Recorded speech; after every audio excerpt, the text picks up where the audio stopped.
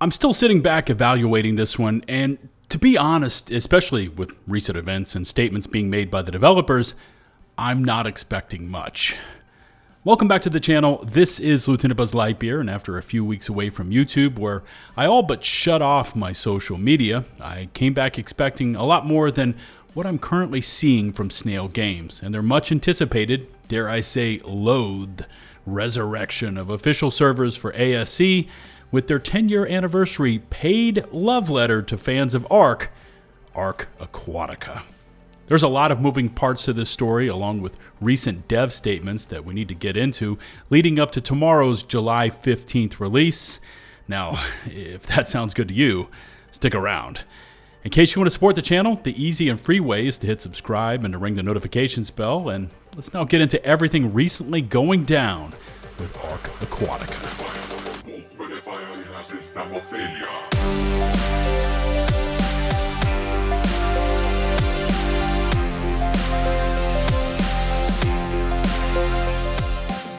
ARK Aquatica gets a release date, but fans are unconvinced by its 11-second teaser trailer. Quote, "What the fuck does this tell me about the expansion?" That's just one of the headlines being splashed around right now on the game reporting sites. Yeah, pun totally intended, by the way, with that splashed comment, as IGN did their best to give Aquatica a little bit of coverage, outlining some key points to this backstory, while also mentioning the previous studio wildcard statement denying they had worked on Aquatica, along with that crazy AI trailer we saw Snail release while presenting at GDC.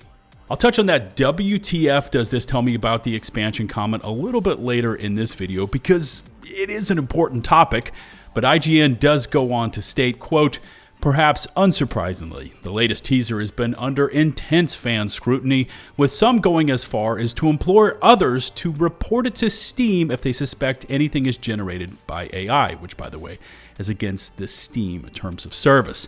Some are also questioning the purpose of the trailer posted to Snail Games YouTube, with one asking of the 11-second teaser, quote, "Okay, so what the F does this tell me about the expansion?"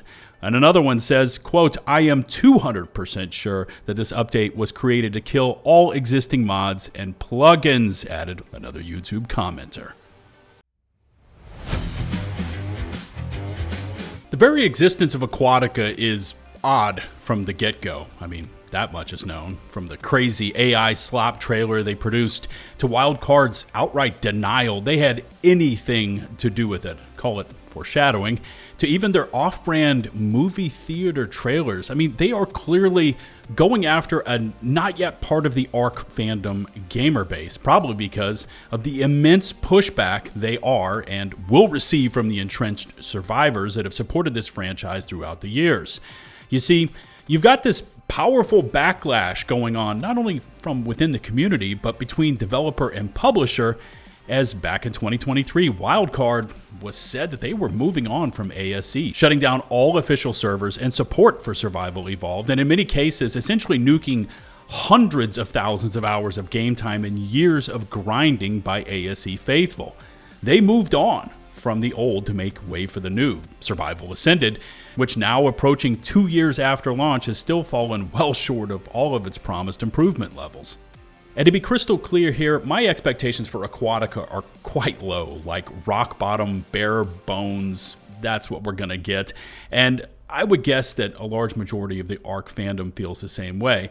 And this latest Aquatica FAQ has done nothing but reinforce my thoughts about what we can expect on July the 15th. But here, we finally see that Snail is using the old sales 101 tricks of showing a higher sale price of $14.99 and then dropping it by 40% for a special limited time event price of $8.99, available for 2 weeks only at that price. I mean, come on, seriously. The whole thing, ASE paid, Snail server support, yeah, it's driving me fucking nuts. There's also a question of official server support, with the answer again stating that it will have limited time, and I'm air quoting over here, limited time official support through the end of 2025 with the potential for an extension. What triggers that extension, I have no honest idea, but I'm going to assume money, and if Snail sees that they have an ongoing revenue stream. Why release Aquatica on ASE if the focus is shifting to ASA? They say, quote, "The release of Aquatica on ARK Survival Evolved is intended as a celebration of the franchise's 10-year anniversary." Bullshit. Which, if this was the case, which it's not, but if that were true, then why not give it to all players on all platforms free of charge? Why not dip into the piggy bank of ARK that you have suckled on for the last 10 plus years that has made you billions in revenue? But I think we know the answer to that question. Touching on the question of mods, which, by the way, is a huge topic. Will Aquatica break existing mods? Which, I mean, come on again, really? Are we talking about ARK? You already know the answer to this. The FAQ goes on to say a new dev kit will be released to help modders update their content in the hopes, keyword hopes there, of minimal disruption to gameplay. Again, a very vague statement saying in the hopes, which translates to absolutely ARK Aquatica will break your mods on ASE. Interestingly, and I honestly don't know why they decided to answer this one, but if you read between the lines, you can probably see what's going on here. But Snail goes on to say that Aquatica is inspired by Atlas, and some of the devs working on Aquatica have also worked on other Snail titles, but that this project is original. Poor Atlas. From the ARK menu system that was found in the game when it was launched, that was then almost immediately patched out, we all kind of know little bits of info about how and why Atlas came to be, and also how quickly it died, which is one of the more common comments I tend to see when I post ARK content. And finally, major red flag statement here, by the way. There are currently no additional content plans for ASE, and this one should be setting off all your alarm bells all at once. Essentially, Snail is turning back on official servers for a limited time so you can pay them for your 10-year anniversary gift with limited time official support, which we know will be shut off as soon as Snail stops hearing the sounds of the cash register making money. And to kind of wrap things up for today, we've got some recent dev statements made by a member of the Aquatica team, along with some more statements that could be seen as either a setup for players to manage their expectations about Aquatica, as in this is about to be a major dung pile, or maybe, just maybe, this is a 200 IQ move to start low and hit 'em high. You know, that kind of thing. You decide. This one comes to us from a series of posts from Z-Swell, a level designer on Studio Sirens, the group maining the development of Aquatica. Here's what he says. With ARK Aquatica launching, I wanted to share some insight into how it actually came together. We had no say or heads up about the AI trailer, so he's setting expectations already there. It caught us off guard just like it did you. Here's what development looked like from our side. And he's got a series of posts. Listen to these. I'm not posting this for sympathy or attention. I just think players deserve some context. A lot of good people put in serious work under tough circumstances, and that part of the story hasn't really been shared. Aquatica was built in UE4 by a core team of around, listen to this, 10 devs with assistance from contractors. It wasn't a big production. It was small, focused group doing the best we could with the time and tools we had.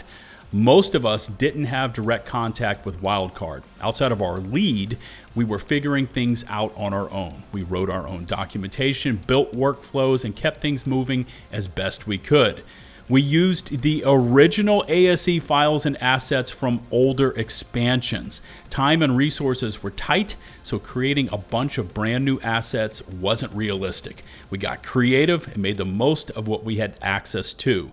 Plenty of us worked late nights and weekends when things needed to get done, not because we were forced to, but because we cared about the project and wanted to deliver something players could enjoy.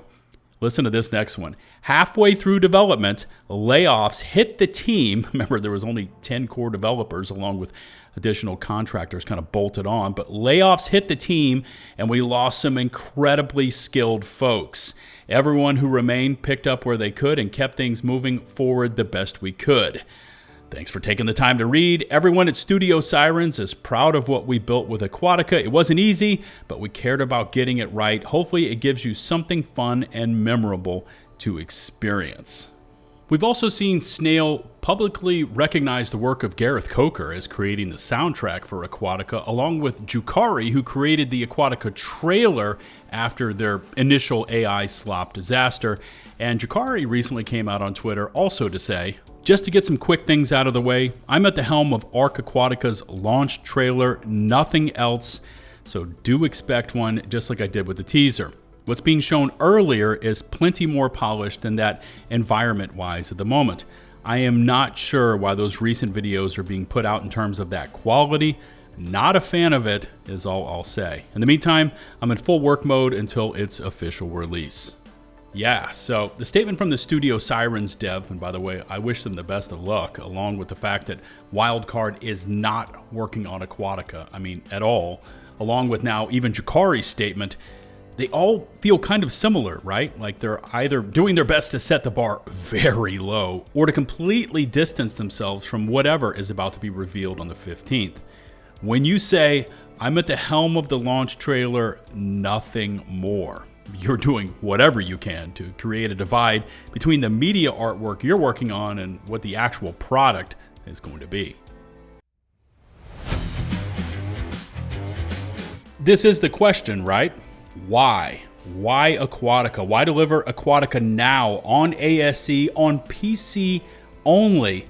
And that answer is quite simply money. I'm going to throw this comparison up on screen, and all you have to do is look at the numbers, which I'm certain is the same on consoles as well. ASE is consistently outperforming ASA for player counts, and Snail sees that. That's why they're going after that player base under the guise of, hey, this is for you. It's a 10-year anniversary. It's your love letter, all while charging for it and bringing back official servers and support, albeit for a limited time basis, so they can rake in some more profits from the survival evolved player base.